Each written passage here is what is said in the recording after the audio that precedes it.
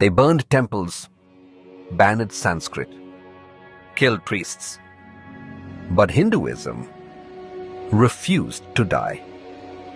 For 5,000 years, it has faced conquerors, colonizers, and critics. Yet it still breathes through mantras, festivals, and the Gita. This is the story of how Hinduism survived 5 invasions and why it still thrives today. 6th century BCE, the Persian Achaemenids conquered the northwest of ancient India, now modern-day Pakistan. They brought new languages, customs, and governors. But the Vedic tradition didn't collapse. It absorbed and adapted. Yajnas continued. Sanskrit thrived. Dharma remained unshaken. This was the first test. Could Hinduism survive without borders? The answer, yes. Alexander the Great crossed the Indus. His armies met fierce resistance and deep thinkers. Greek philosophers were stunned by Indian sages, the gymnosophists. They didn't destroy temples, they debated ideas. And when the Greeks left, Indian thought influenced them more than they influenced India. The Upanishads outlasted Aristotle in this land. From the 8th to the 18th century, wave after wave of Islamic invaders entered India: Ghazni, Ghori, the Tughlaqs, the Mughals. Thousands of temples were destroyed, icons smashed, Sanskrit scholars killed or silenced. Sanskrit schools vanished, gurukuls turned to ashes, the sacred thread was outlawed in some regions. But here's what they couldn't destroy: the Bhakti movement.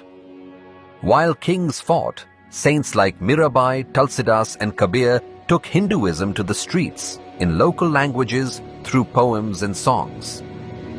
Ramnam Satyahai became the people's chant, not just a priest's verse.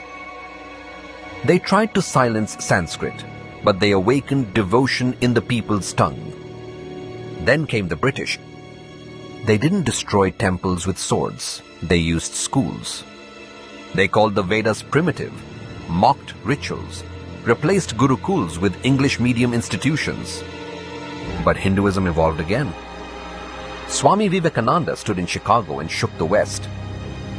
Dayananda Saraswati revived the Vedas. Sri Aurobindo fused spiritual power with national awakening. They tried to rewrite our past, but India rewrote its future.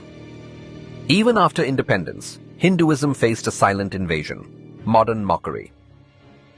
Temples were called superstition, Sanskrit dismissed as dead, Dharma ridiculed in elite circles. But what happened? Yoga spread across the world. The Gita became a leadership mantra. Diwali became a global festival. They tried to erase it through shame, but it rose through pride. So how did Hinduism survive 5 invasions across 5,000 years? Because it isn't just a religion. It's a living civilization. Like a banyan tree, cut its branches and it grows new roots. It bends but never breaks. Because it was never built by one prophet, one book, or one ruler. It lives in billions, through prayer, through breath, through time.